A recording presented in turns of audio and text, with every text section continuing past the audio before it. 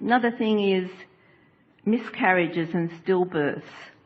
Is that an emotional vibration of the mother? It's co-creation. It's always co-creation. Is it the same emotion that causes that to happen? That a mother would not have that child that was coming through? Often it is an indecision. It is a conflicted energy about it. It is a not being certain. Or it is a really wanting something that you're not a vibrational match to. We talked about that a lot yesterday, didn't we? That sometimes you think that you are a vibrational match to one thing when really you're a vibrational match to its opposite. And the thing that we really want to emphasize is how it's always so right. We love our human friends, but you are so eager to look at situations and then point out what went wrong in it, when there is never a situation when things are going wrong. It's always a situation where things are working out for you. But humans want to take constant snapshots of where you stand in your now reality and then announce it good or bad, right or wrong, and compare it with the experiences of everyone else around the world and put it in piles of degrees of rightness and degrees of wrongness. And then you use these piles of things that you are focusing upon to torture yourselves out of alignment, you see. And then you aren't happy for no good reason. Do you believe? Do you accept? Do you know? Do you want to know that all is well right where you are? Do you want to know the appreciation that Source feels for you right where you are? Do you want to feel the appreciation of your part in this contrasting experience? And do you want to know the value that you have added to the evolution and expansion of all that is? Because that's what Source wants for you, and that's what Source broadcasts to you constantly. But you have to figure out some way to get into the receptive mode so that you can hear that. This morning, Esther was sitting on the deck of her cabin and looking out into the vastness of this beautiful ocean and wondering what feeling she was having. And as she gazed out across the water, she thought, I feel so blessed.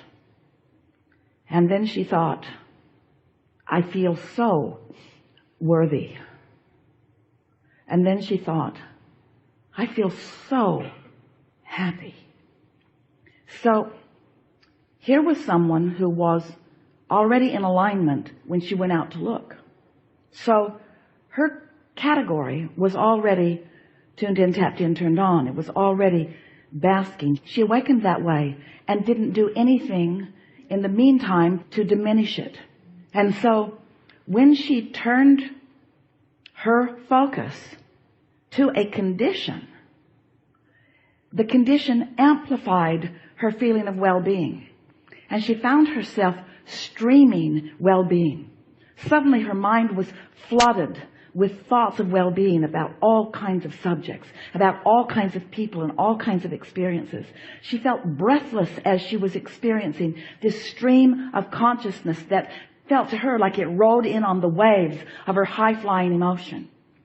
And then she thought, so I was observing a condition, but I didn't observe the condition in order to affect the emotion. My emotion was already established within me. I was already in that step 4 mastery of alignment. And now my experience was amplified by my observation. Then she began to listen. She listened for sounds around the ship. She breathed deeply. She wanted to take in the fragrance. She began touching her skin and realizing the beautiful aspects of this condition that she was living. And her physical awareness and focus into it enhanced that alignment that she had already established. And then we streamed to her a powerful stream of conversation that went like this. Esther, had your category been one of loneliness, had your category been one of sadness, then when you went out on the deck, instead of feeling blessed, you would have felt alone. Instead of feeling exhilarated and happy, you would have felt vulnerable. Instead of enjoying the vastness of this beautiful sea, you may have felt overwhelmed by it, Same experience, same condition, but the potential of very different riding of the energy of it. What if it had been a very rough sea? What if there had been a big storm? What if the waves had been very deep? What if there had been thunder and lightning? What if there were all kinds of different things going on? Someone awakening in pure positive energy, observing that condition, would find it adventurous and thrilling and exciting and life-giving and intoxicating, while someone who is in a mindset of fear and vulnerability would find it fearful and frightening and terrifying and unwanted. You see what we're getting at? So as you care about the way you feel, and you prepare yourself by looking for reasons to feel good often, and look for them where they are easy to find.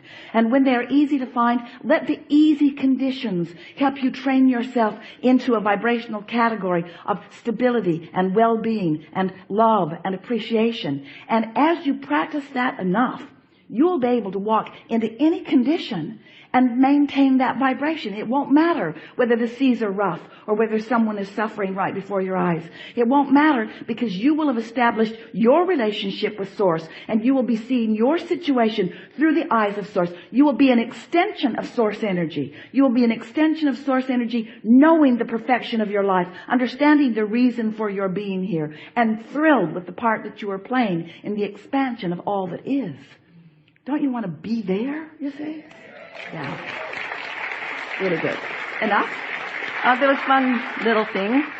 The tree falling in the forest and making a sound or not. And perfect explanation that you gave us.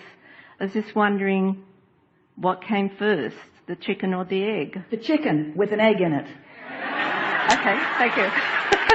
Thank you so much.